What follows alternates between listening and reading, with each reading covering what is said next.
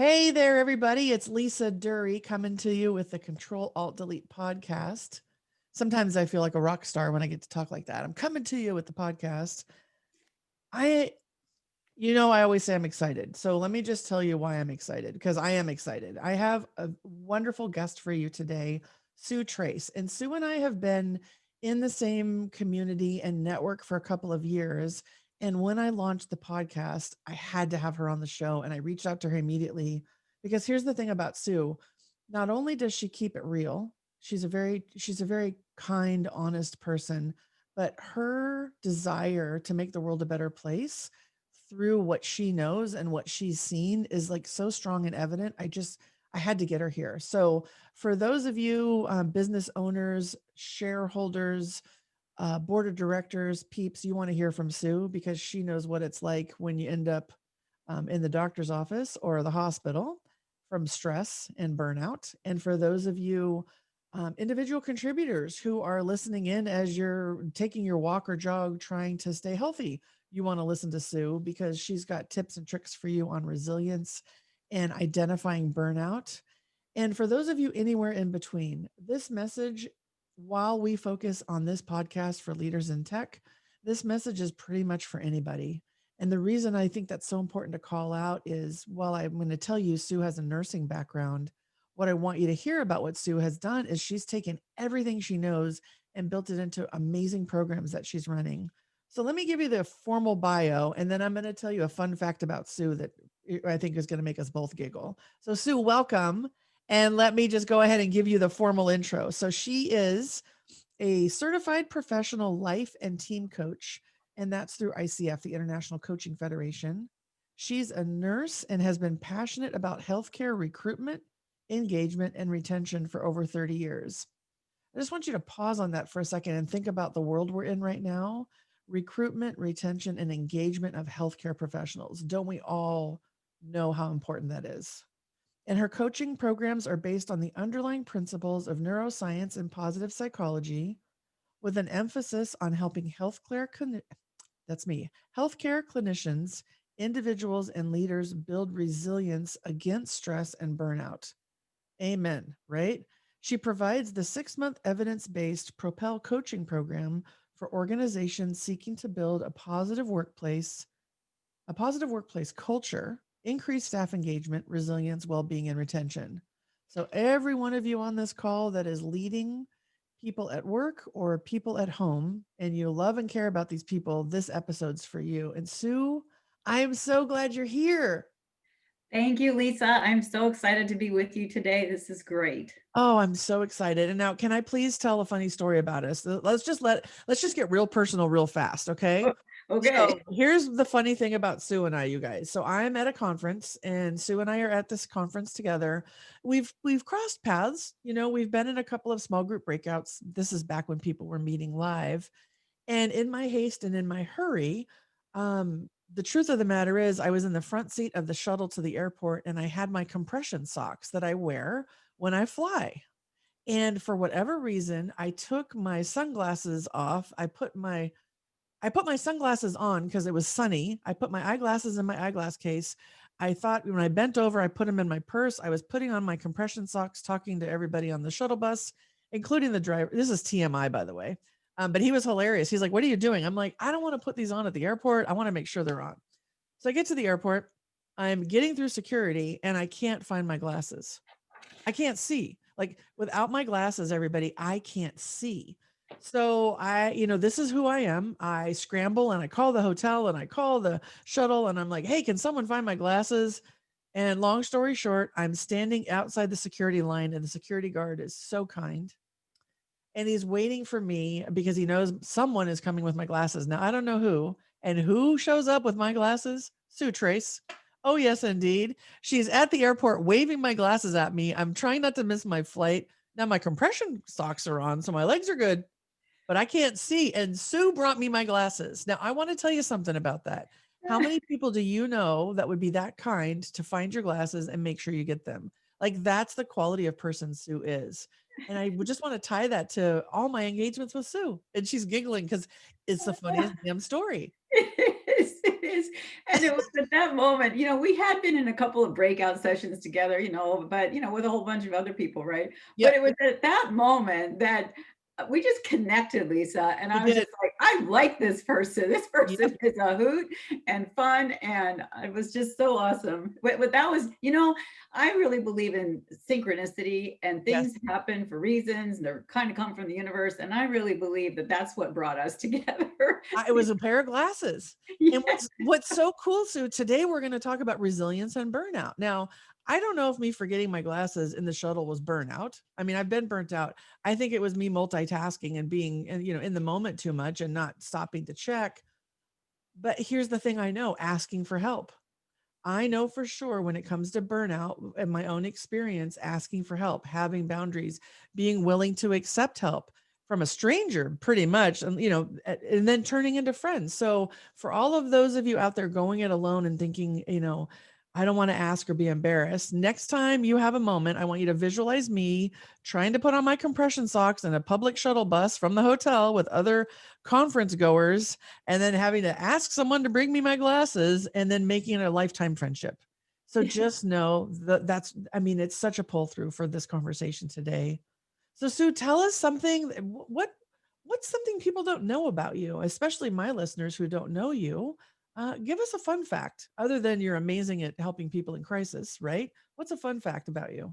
Well, a fun fact that really very few people know about me is that when my oldest daughter, who's now 29, was 11 months old, my husband, who's a commercial real estate developer, decided that he needed to redevelop a waterfront marina resort up in the San Juan Islands. So, bringing my little 11-month-old daughter to this island that had a resort that had been closed down for over a year, was completely dilapidated. The docks were underwater. The hotel was uninhabitable. There were sea otters living under the restaurant. I was put in charge of managing the whole redevelopment construction and process at this resort because my husband was going back and forth to Seattle, and ended up, this was supposed to be a 6-month venture, ended up living on Lopez Island for 3 years, running and managing this resort. And in the winter, there'd be like 5 of us. And in the summer, we'd have like over 90 employees that we'd have to ramp up. So running this 100-slip marina for transient boaters, running a hotel, hosting fishing derbies, yacht club rendezvous, all kinds of bicycle groups. We even hosted do you remember the movie Free Willy? Yeah, yeah. The first movie of Free Willy. We even hosted the entire cast of Free Willy because they filmed part of it on Lopez Island. Oh my And gosh. so it was an adventure in itself. It was crazy amount of work, 24/7, 7 days a week. But it was really fulfilling, inspiring, and just a wonderful sense of community and connection that you were able to get with all of your guests. So that's a fun fact that nobody knows about me. Oh, my jaw dropped. Like there's so much there to even unpack to think about. Topic of burnout and resilience. You're a new mom, 11-month-old, taking Mhm. on a project you think is 6 months turns into 3 years. Your husband's going back and forth. You're new to this whole world. Right. I'm in awe. I mean, talk about project management skills and really leadership. Like that's leadership on I don't know what to compare that to. So that's fascinating. It was kind of leadership lessons on steroids because Right? I just was thrown in. I mean, you Yeah. were, and it, and I think the one thing that everybody, a lot of the, and I had teenagers, right, working for me, Wow. teenage kids working out on the docks, and sometimes they'd be like, I don't really want to do that project. And I'd be at hands in, come on, we're doing this project. Right. As difficult and as ugly as it might be, we've got to get this done because we have resort guests that we have to take care of. So, Exactly. Yeah, talk yeah. about, focus on the customer and the customer experience. Like I had no idea, everybody, this is not a plant. Like this ties so much into the world of tech, right? Always on, never good enough, the next tape out, the next customer, the next whatever product release, right? When you think about that, I can see a complete parallel in what you're talking about on so many levels, in even thinking about women at work and women leaders. You're dealing in a very male dominated space when you're thinking of construction. right? Oh, And yeah. I We mean, all this is were. fascinating, All Sue. the Department of Natural Resource guys and the Yes. permitting guys and the people from the city and the, and all of them, they were all male, right? Wow. And when I had river otters underneath the restaurant and had the Department of Fish and Wildlife guys out there, and I'm like, come on, we have to go trap these. And they're looking at me going, well, I don't want to go down there. And I'm looking at them going, this is your job. And they put on all these like hazmat suits. And I'm Right. like, just, in my regular clothes. And literally, I had to be the first one to go down the ladder because they really did Oh, not want to go down and face these river otters. oh my gosh. This okay, so what's happening for anyone who's listening, there's like so much happening in my brain right now. I'm trying to like manage my face and my thoughts because I'll just tell you where I went with this. When we're thinking about resilience and burnout and knowing that you have 30 years in healthcare as a nurse and how this, I can see all of this like tying together so beautifully because when you're a nurse, you go into every situation unknown. You got to go first to get the river otters or call the doctor to do whatever. I mean, I'm not a nurse. I have no idea. I've only been a patient. Um, but I can see how this all just ties into the passion that you bring forward, Sue. Like this is I love this story so much. So tell me what awesome leadership looks like. So when you think about you as a leader and you think about being led, what's your definition of awesome leadership? Who's somebody, how do they show up in someone you want to follow?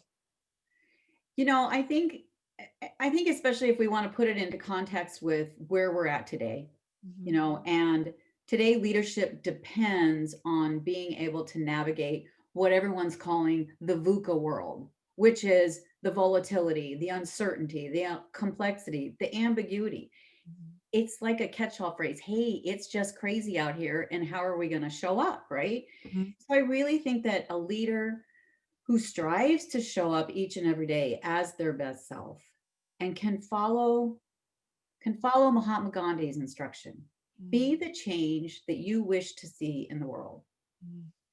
So to be a successful leader in my view is one you first have to take a step back in your leadership role and cultivate that self-awareness. Be able to live your life in integrity and in accordance with your personal values. Do you even know your values? Being able to identify what they are and then build a support team around you to help you live really kind of an integrated personal and professional life. And, when I think back to, it's really funny that we talked about this resort and it came up when you said a fun fact that nobody knows about me. But when I think back to that, I had to really develop a we culture. Mhm. It wasn't all just me. I was the leader, but I couldn't do it all myself. Mhm. So I really had to empower all the employees around me to be able to help in come together as a team. And in order to really cultivate them together to be an effective team, we had to have a common purpose and a common vision. And so we sat back and we said, what is our purpose? What's our vision? What message do we want to convey here? What do we want for us, our stakeholders were really our guests, right? What do we want them to come away with knowing? And so once we aligned everyone around that common purpose, that we were going to build this great community that people were going to love and enjoy and be happy with, that we had to then that we had to build that culture. And it was a lot of positivity. It was a lot of positive collaboration, positive communication. If somebody was having an issue, they couldn't be afraid to speak up. They had to have that voice because it took a lot of agility and flexibility and make a snap decision in the moment. So I really believe that those are important characteristics of leadership today.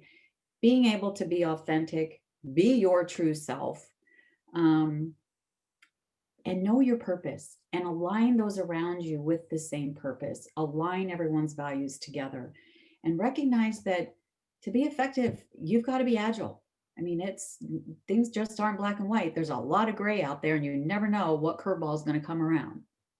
I so appreciate what you're saying. One of the things that I know in being in tech for as long as I was, this whole concept of being your authentic self and then being in corporate.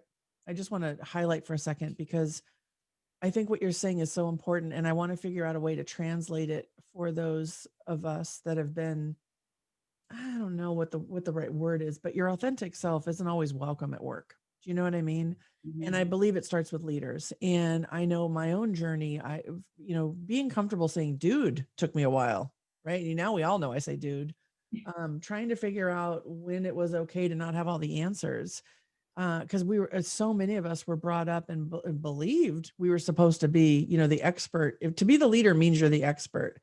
And what I'm seeing in the world today, and I'm thinking it's true in healthcare too, much less thinking of the hospitality industry right now. I think the collective is stronger than the one. And what you're saying about being your authentic self, what really just kind of popped into my head when you were saying that is, if you were following a leader and they didn't have all the answers, but they had a process to bring out the best in everybody versus the leader that had all the answers, like which one would you follow? Which one would you trust more? Absolutely the first. The first. Absolutely the one that's going to reach out and say, "Hey, this is the issue that's just immediately come upon us. I don't have all the answers to how we're going to navigate this. Let's bring in," and that goes back to an effective leader knows their staff, their employees, the people that are around them, their team's strengths. Yep. I feel And being able to cultivate those strengths and being able to say, Sally over here has this strength. She could run with this part of the project. John over here can bring this in. So really, and that's how you create that culture of we, Mhm. where everyone is sharing that common purpose and they're all aligned with recognizing each other's strengths, drawing on those, and that allows them to navigate the challenges that they're going to have that come before them. Yeah. It's almost as if the job description, right, needs to be redefined. In other words, you don't have to have all the answers. Your job is to orchestrate success through people and process. And then if that's your job description, how much more liberating is that to be your authentic self? It doesn't mean you have to, give up who you are inside. It just means that it's safe to not have all the answers. You're not going to be judged for it. I mean, if it's your area of expertise, like I'm sure in healthcare, you're not going to go to a neurosurgeon if you're having eczema on your face. Like you're going to go to the right person for the right, you need a dermatologist, but still there's like the fundamental technical skills you need. But then I guess redefining what leadership means for you. If you think you have to be the expert, like figuring out a way to let that go. And the reason I'm double clicking on this so much is I believe that that's what leads to burnout many times in tech is this pressure, this belief that you have to be always on and have all the answers. And I just want to talk to you about resilience and burnout a bit and really frame it in that way because I mean, my own experience when I finally had the courage to go to the doctor and have the conversation, which is, I'm not okay. What he said to me was, I just love my doctor so much. He sat down next to me because I mean, I was crying. I'm embarrassed. I can't sleep. I'm overweight. I can't concentrate. I can't find my keys. I'm grumpy all the time. My brain isn't working right. I'm forgetful, like all this stuff. Right. And he sits down next to me and he says, Lisa, you have what I call Silicon Valleyitis. Like, this is the most common reason I see people. And he just sat with me for a minute. He goes, you're not alone. Like, this is common. And Sue, I don't know if I was more mad or more relieved to hear that it's common because Mm. I had this mindset, this belief as a leader that I had to have all the answers and figure it all out. And I mean, I have an amazing team who did great work. And yet I had this kind of like invisible line about what was mine and what was theirs. And every time I just kind of beat myself up for not having the answer. So I had to shift and figure out how to bring everybody together. But a doctor saying that to me just really got my attention. So what do you see are the signs of burnout and how common is it? And what do you think leads to it when it comes to leaders? Before we go there, I just Yeah, have to pull on a couple things that you said there. absolutely. And when Yeah. you said when you were in the leadership role and you were stuck into what is mine and what is theirs. Mhm. What is mine? What is theirs? And that's the mindset shift that needs to happen for leaders of really putting yourself in the visual of I'm the conductor of the Ex- orchestra, yeah. right? And if the flute section doesn't show up when they're supposed to show up, or doesn't have, it isn't there. If the French horns don't arrive right when they're supposed to, and the even the cymbal guy misses his beat, if the team's not functioning together as a whole, then it doesn't flow. And you, the conductor, by empowering the different parts of the orchestra, of empowering others to show up and to be able to bring their voices to the table, so it is a we culture, Yep. makes the biggest difference. Oh, my eyes are welling up just a bit, because my entire career, I really thought I had a we culture, right? And the burnout happened when I realized, and this is for anyone listening, you might think you're a we. And I'm just curious, what are the questions you could ask, Sue? Because I eventually got there, and and again, having a really high performing team where everyone was clear on their roles was something I did really well. That kind of agility and flex and flow was, I think, what got stuck for me. And I think right now in the world we're in, we need this more than ever. So what are your thoughts on this? Me thinking I had a we, but I didn't, or maybe my we was entry level we, but there's like this ninja we. I don't know. Anything that shows up for you when you're thinking about that, when you're coaching your clients or working with your patients? I like the ninja we, right? We, right? Yeah. Yeah, that's a good visual in itself. I think that I think when you talk about how do you create that we culture, and I always go back to, a lot of my coaching programs, Lisa, are all based on the underlying principles of positive psychology. And I feel like we have to bring that into and put that on the table.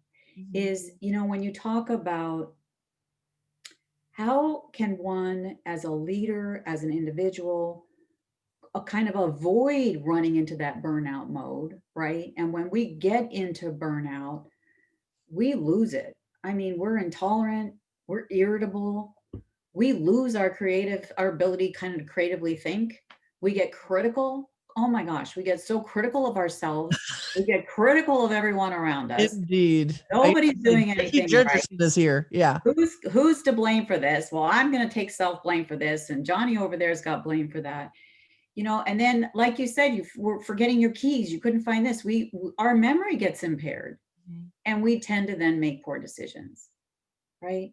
Yep. And so, in order to keep ourselves out of that, we have to fill our own personal well of resilience.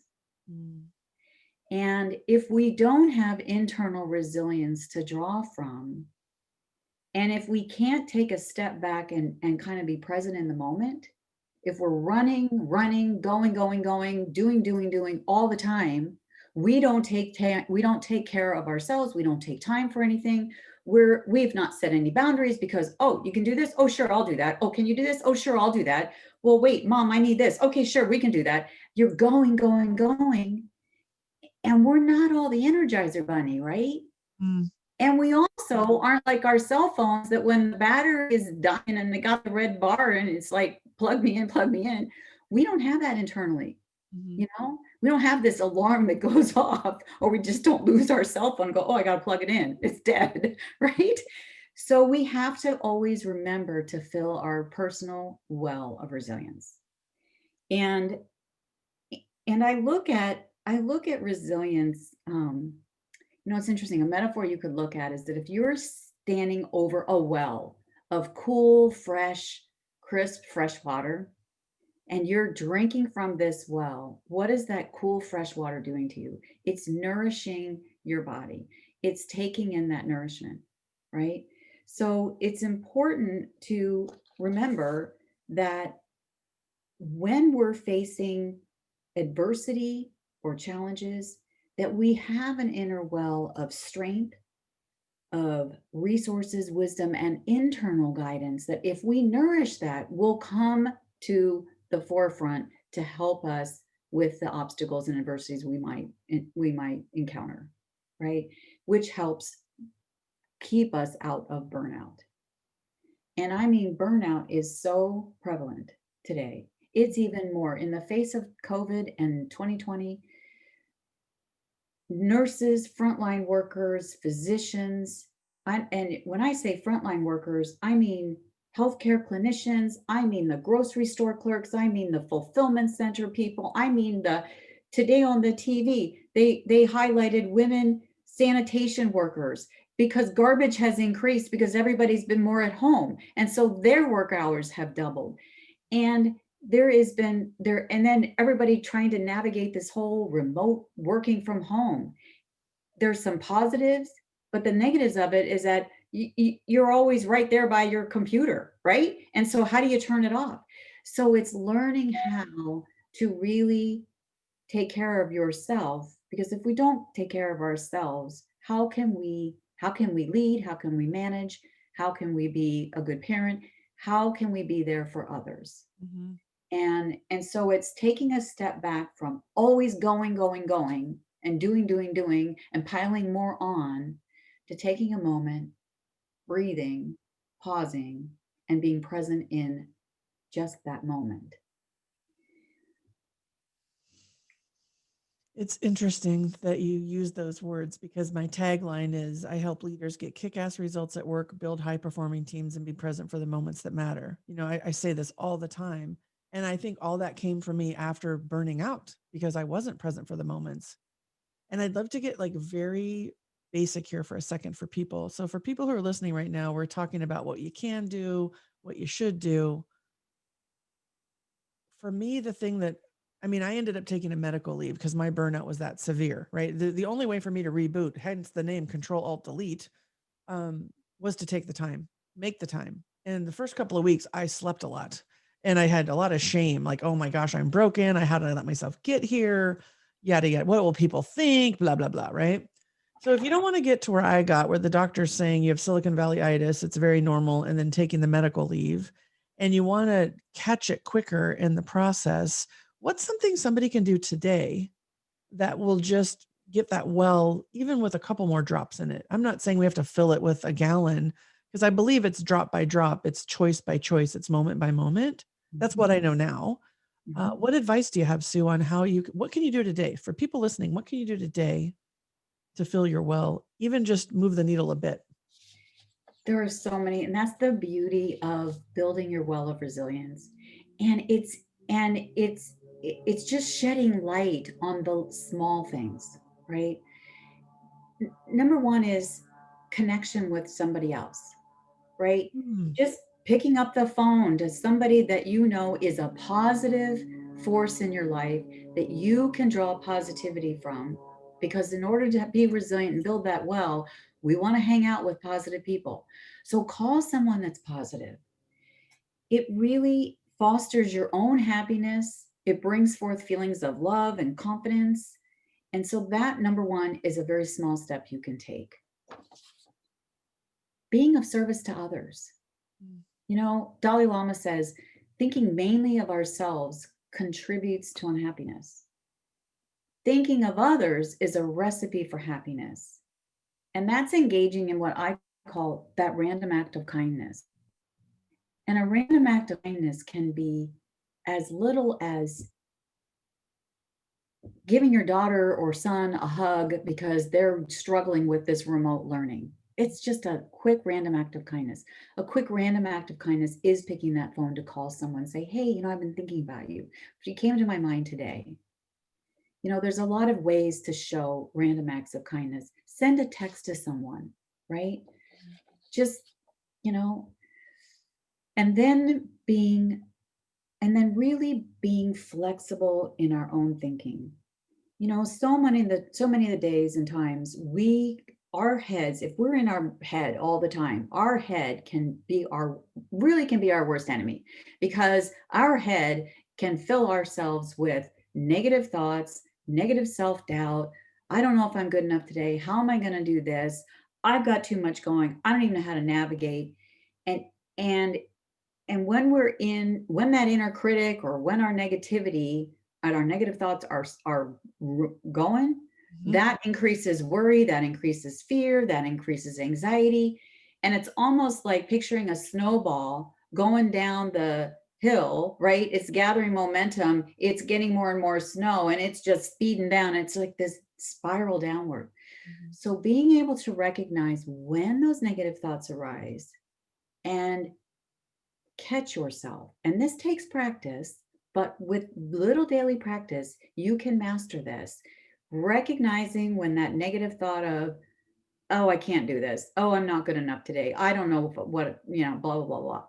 If we just catch ourselves and pause, and there's an acronym called STOP in mindfulness, where we just stop for a moment. And then we recognize what was that negative trigger that just happened, and what's that obstacle that's going to bring for me, and how can I move past that.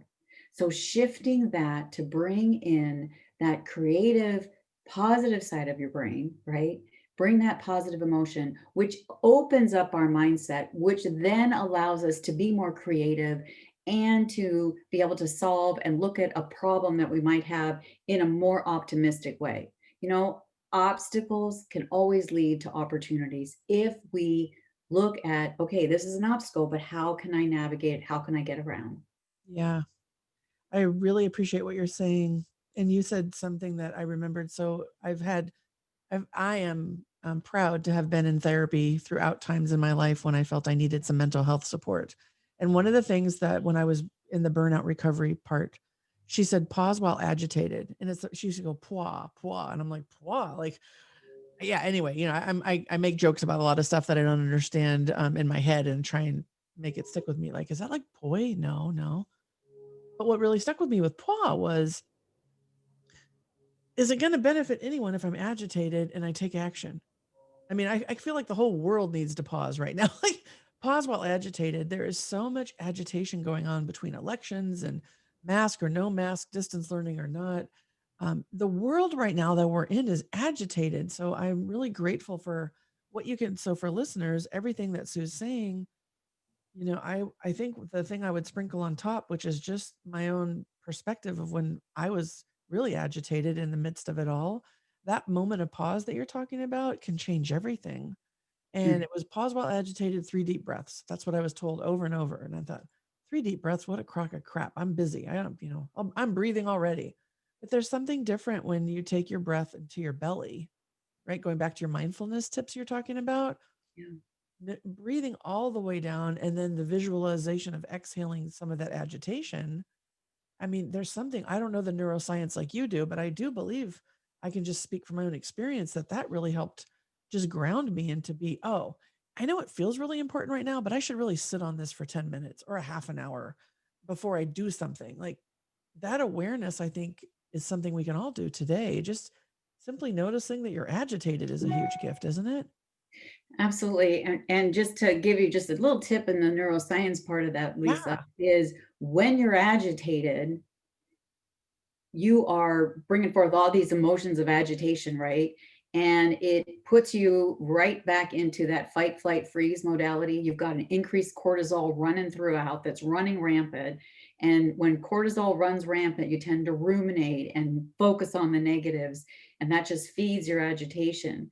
Whereas if you can take that pause, really you're hacking that little amygdala, the back little part of your brain that really throws you into that fight, flight, or freeze, right? Yeah. You can take that pause, and if you can shift your thinking to just bring in a positive, even if you brought in a positive visual at that very moment, that releases oxytocin, which increases your positivity, which then opens you up to be able to move beyond the negativity of the agitation to, I got this, I can do this.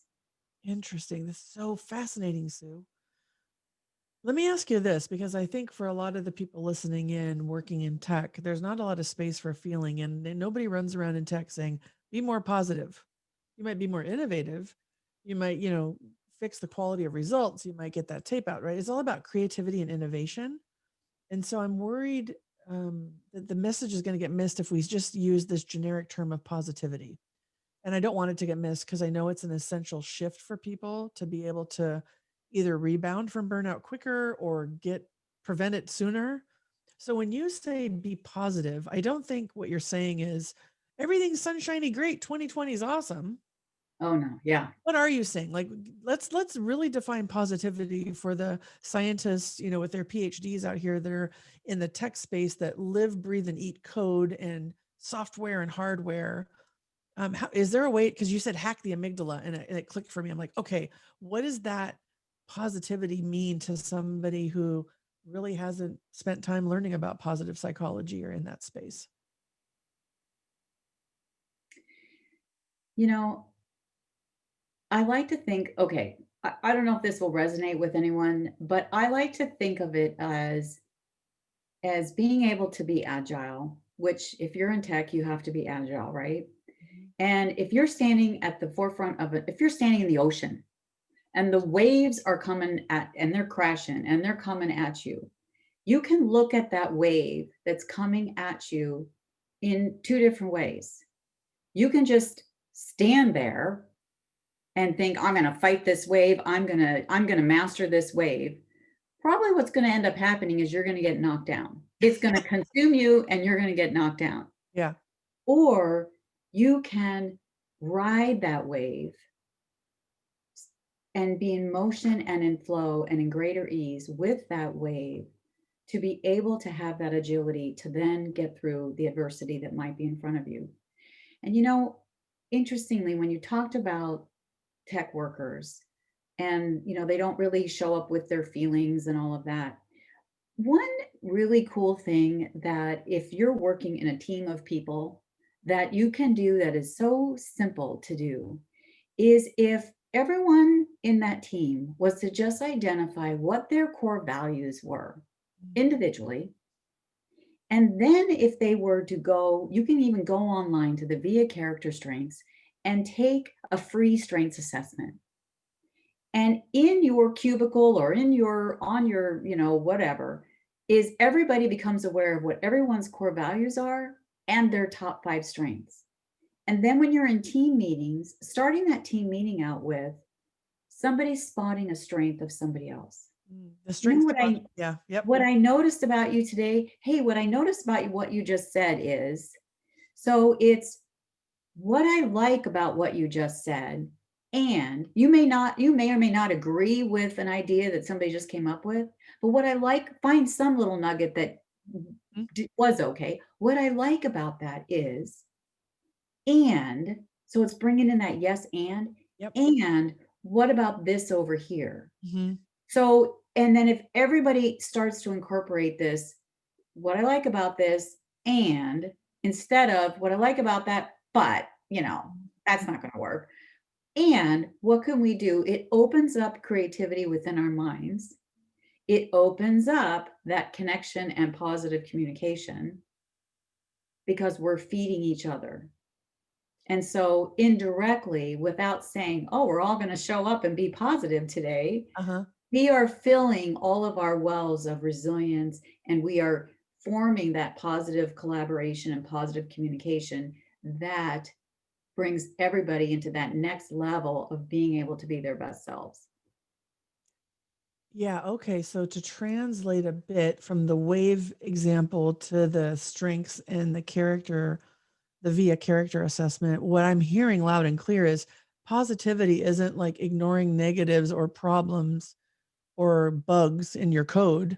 Positivity is it's like raising your energetic vibration, right? If you think about your energy and you think about how you're showing up, positivity is meaning it's almost like an energizer or more vibrant in the experience in the problem solving situation, which is good for you anyway, because it's less burnout. So if let's say the customer calls and they're completely pissed off because their software upgrade didn't work and the team huddles together, instead of just, oh, this customer's a pain in the butt, why do we have to blah blah blah blah blah, it's more like we almost, hey, we have the right team here to fix the problem. What I Mhm. love about this team is we are creative and we figure it out. So thank you everybody for being here. Here's the ground rules. We're going to talk about the problem and your response starts with what you like about what's being said and then the word and then you can add anything you want. right? So the positivity is more about like the energy exchange. I think about ones and zeros, right? When they're flipping and they're writing their code, it's what do you want to switch on? Yes. It's not there aren't problems. It's how you choose to show up when you're problem solving or innovating has a direct correlation to your agility and your resilience. Am I making that Yes, translation? you Okay. absolutely have that. You've got that. Exactly. Yeah, I love it so It's much. how you're showing up. Yeah. And, Martin Seligman, who was the father of positive psychology, identified that there are three ways people show up in life. There are those that are flourishing, who are really showing up as their best selves, and they're highly engaged. They've got a great well of resilience. Their well being is good, taken care. They've got a balance, and they're over here. Then you've got on a team setting, typically the middle 50% that are just kind of showing up. They're kind of languishing, doing their job, going home, not really engaged, maybe don't even really care. And then you've got your naysayers, those that are the dysfunctional people in the team that are always going to find fault and blame and focus on what's not going well, focus on what's wrong. And typically those people have the loudest voices. Mm. So if you can take your positive, energized people and really, as a leader, coach them to be able to really bring forth that positivity in the workplace with that middle 50% that are languishing, you can create this wave of a tipping point where then those people who are just kind of showing up actually become engaged. It increases their outlook. It increases their, oh, it is so much better when we can all work together and we're in this yes and modality versus yes but. Mhm. And then those few naysayers that are out there, they're either going to ride the train forward and come with you and ride that wave, or they're going to end up saying, you know what? Nobody's hearing me. And they thrive on that attention. And then they're going to move on. Interesting. So Yeah. to really be able to look at how do you build your team from a leadership standpoint to have everyone come board functioning together, performing well, it's being able to understand that psychology of how you can create that tipping point and bring more of your team to be able to flourish. You as a leader yourself need to be able to be in that flourishable modality, but you can't do it alone. It takes a team, it takes a network, it takes support of being able to cultivate that team. I just had a vision of teams flourishing. Like I love this word flourish. I love this word flourish. There's this whole concept of sustainability. To me, that's just like hanging on. It's sustainable.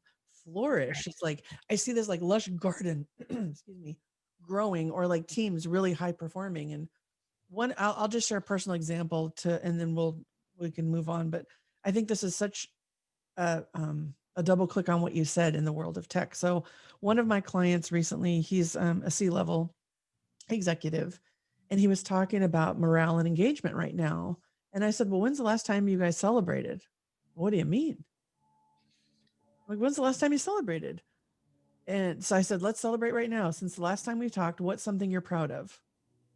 And he just, so we have this conversation and he was very curious about it. So he didn't shut me down. The good news is the people that work with me know my style and trust me, right? So he named a couple of things that were pretty big deals. And then he sat there and I didn't have to say a word. He's like, I haven't celebrated any of that. I'm just keep going to the next thing. And I Uh, said, so if you're doing that, I bet your team's doing that. And how do you feel right now? He's like, I feel pretty damn good. Like I kicked ass last week and I did some really hard stuff.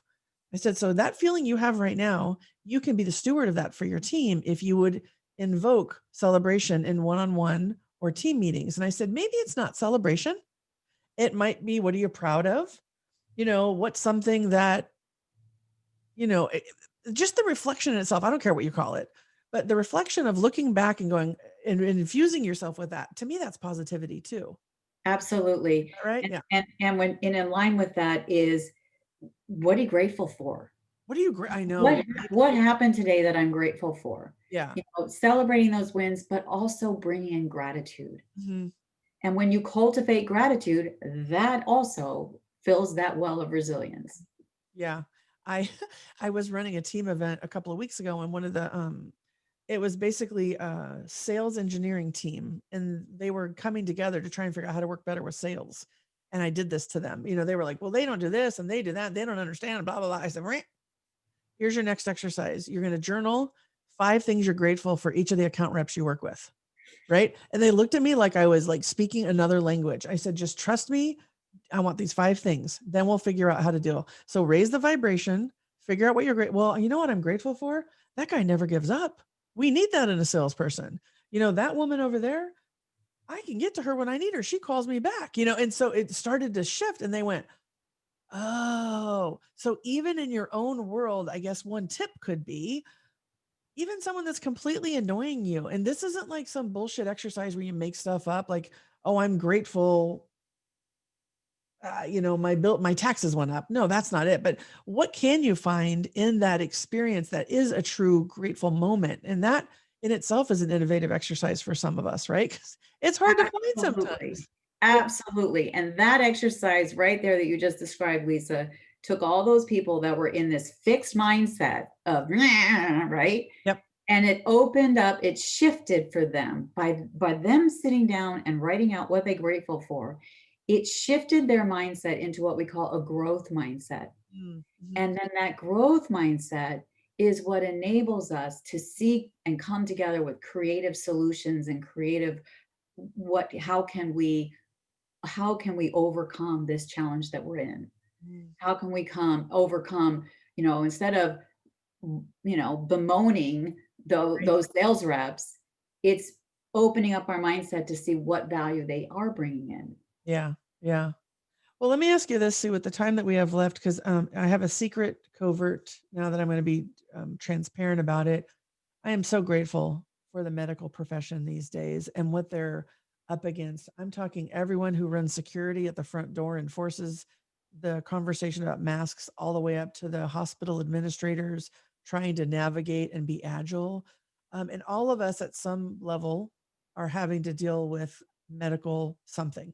Somebody we know, whether it's ourselves or others.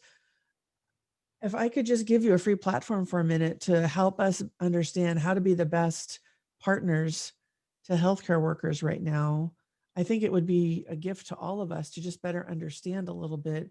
What advice do you have? Because obviously we're in fight or flight if we're dealing with medical right now, right? And so we show up all agitated and like, I need this, and am I going to die or whatever? Like all the thoughts that are running. I'm sure patients showing up that way, it's not easy and yet understandable. I would love to open the conversation a bit about how can we better partner, or what should we know? What can we do in our own journeys as leaders of our own lives? And when we're partnering when a medical situation arises. Yeah, I appreciate that question, Lisa. I mean, that shows true empathy and compassion for what's going on right now with our frontline workers and healthcare professionals. And how can we as people partner with them? I think it's recognizing the stress and duress that they are all undergoing right now. Um, and and being able to show up to recognize they're stressed, they're doing the best that they can at the moment, and they may be short on PPE, they may be running over 100% capacity of COVID patients right now, and here we come in. It's it's having that patience, right? It's being able to come in and understand that, yeah, you've got a medical issue going on right now and you're stressed about that. They're stressed, you're stressed. So, how are we going to partner together? Is if we can each, and I'm going to take it back to that pause, Yeah, love right? it. Before, and this goes both ways. As a patient, when you go in and you're stressed, if you could just pause. First of all, it's going to open up, yeah, that level of generative listening. So you're going to be able to take in what that healthcare professional is saying to you more so than if you're in that fight, flight, freeze response, where you're just like stressed and you're running high. If you just pause and can be present, you'll be able to hear more. That will open up the dialogue better. Conversely, so important for the healthcare professionals that are running from patient to patient, running from one thing after another, is prior to entering that patient's room, taking that momentary pause. And it's and for healthcare professionals, there is a mindfulness technique called 2 feet on the floor. And at the doorway, before running into that patient's room, taking that pause, feeling your 2 feet on the floor. And what that does, even if that's all you do is feel my 2 feet on the floor, then take a deep breath. Now you're going into that patient's room with more generative listening and more ability to be present for them.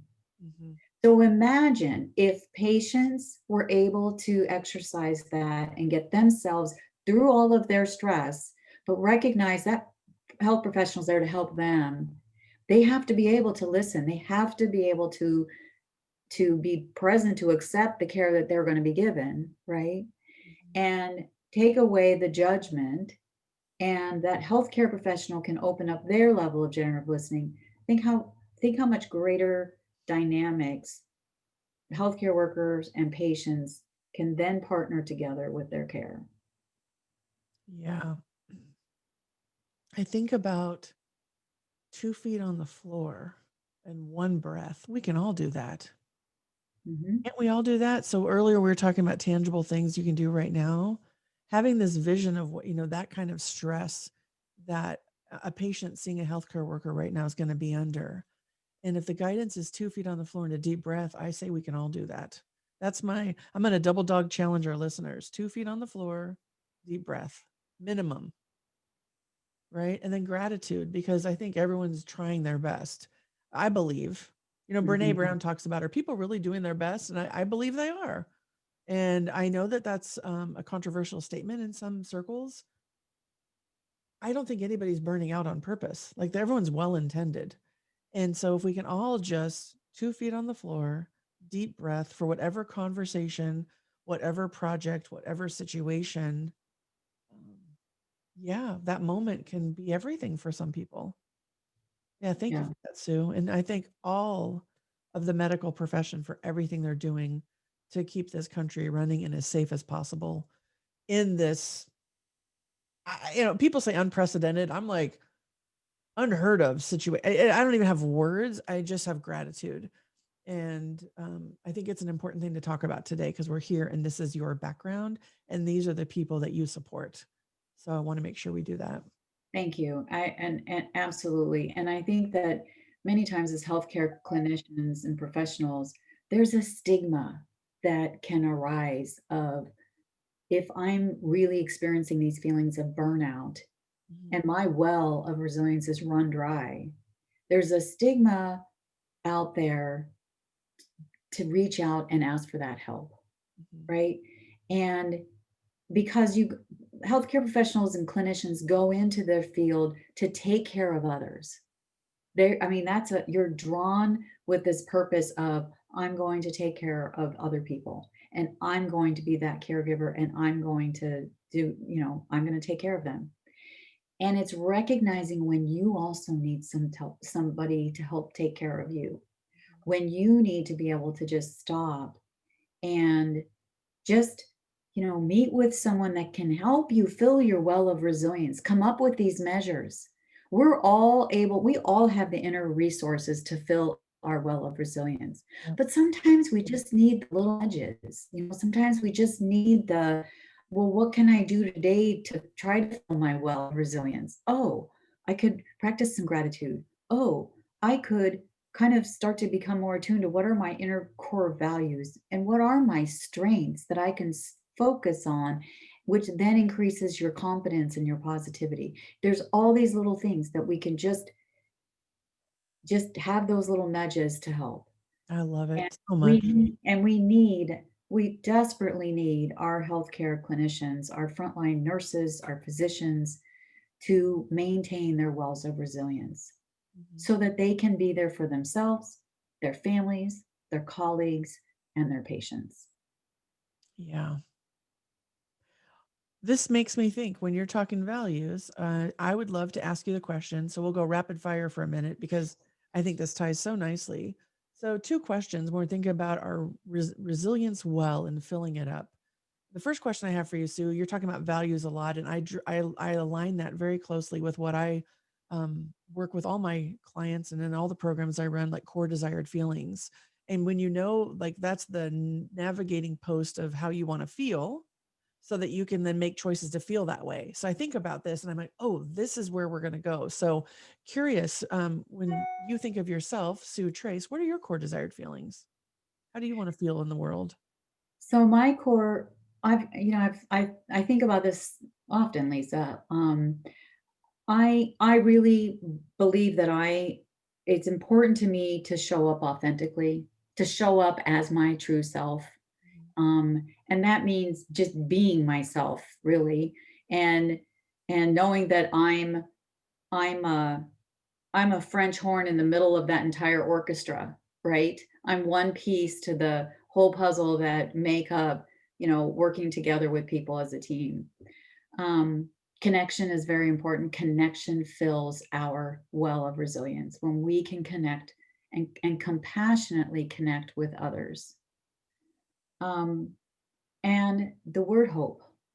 Oh, I really every day, especially this year of 2020, especially this week that we're in at the moment with all the election and unrest and all of that, the word hope. And I like to dissect the word hope as help one person every day. that's beautiful. And when I wake up in the morning and I connect with my values, I am every day right now making sure I reconnect with that word hope. What can I do today for one person? What can I do today to make today 1% better? Only 1%. Yeah. That's all you need, right? To fill those reserves. So I heard authentic connection and hope. Did I get that right? Because Yeah. hold that for you as we're thinking about all this. Yeah. I love it. Well, then tell me this. So here's the other question that I think is always helpful for people. One of the ways I raise my energy is through music and song. And I'm always looking for my next great song. So what's a song that I don't care where you're at, somehow moves it even 1% up into the more energized space? What's a song that lifts your spirit and feeds your soul? Lisa, the number one song when anyone asks me that question is Pharrell Williams' song Happy. Oh, I love that song. And I Wow. wish I had it on my phone right now that I could just play his chorus, right? Crazy about Can't nothing bring me down like a hot air balloon that could go up in space because I'm clap along because I'm happy. right. Clap along if you feel like a room without a roof because I'm happy. Right. I wish I had a better Right. voice. I'd sing it all. Happiness is the truth. Clap along if you know what happiness is to you. Clap along if you feel like that's what you want to do. Mm, Happiness, and it's just such a lighthearted song, and the message is so genuine. yeah. And for me, I just get full body chills when I hear that song, and it just makes you smile. It makes you want to break out in a dance, Yep. and it definitely lifts up your energy. Oh, I love it. It's in my head now. So I'm gonna have that all day. And I'm already snapping. Here comes the shoulder, right? Right, yeah. And I can see the video too, like when they're all dancing and everyone's like totally authentic. So Sue, like think about your core desired feelings in that song. They totally go together. Like Yeah. that song connection and hope. And oh, I just love it. You guys, you are in such a great place right now hearing Sue talk and learning from her. She is just one of my most favorite people. I really appreciate you making the time today, Sue, to have this very deep topic conversation of resilience and burnout and healthcare and tech. Like there's so much in here. And for you to just be you and bring all this forward, I'm so grateful. I'm grateful for our listeners. I'm grateful that I lost my glasses, honestly. I'm Yes. grateful I lost my glasses. I mean, I I don't tell know you, it what to was see now. synchronicity from the universe, Lisa. Synchronicity, Sue. Yeah. And so, where can people find you if they want to know more? Maybe they love someone in healthcare. Maybe they want their own team coaching from you with all the awesome stuff you do. Most of the time, they're on LinkedIn. So, I'm assuming LinkedIn is a place to go. LinkedIn, and my address is whatever the www LinkedIn/Sue Trace. So I'm easy to find on LinkedIn, Okay. um, Facebook, Trace Coaching, and my website is www.tracecoaching.com. Love it. And Trace, T as in Tom, RACE. Yeah, you know what that stands for, Lisa? What does it say? In the context of my coaching, T is for transformation, R is for resilience, A is for authenticity, C is for connection and clarity, and E is for empathy and energize. You are mic dropping right now, my friend. Okay. Transformation, resilience, authenticity, connection, clarity, and energy, empathy, and energized. Did I get it? Yep. Trace. It's like a new acronym for me. I love it. You guys follow Trace. You will not follow Trace. Follow Sue. You will not be missing out. And I have Trace in my head because I just memorized it that fast because it's awesome. Reach out, give her some love. We'll be posting this in all the social channels. Share it for everybody you know that can need this message right now. Know that we're rooting for you. You are loved. And Sue, thank you so much for your time today. Lisa, thank you for this platform and thank you for your mission and your genuine, authentic purpose to help leaders in tech with that burnout and help the tech industry. It's such an important mission. Uh, Thank you for bringing me on your show. I really appreciate it. I loved having you. I can't wait to have you back. You're very welcome. All right, everyone, take good care. Plant those feet firmly. Take that breath before you walk into your next meeting, even if it's on Zoom. Take good care of yourself, and we'll be talking real soon. Take care. Bye-bye.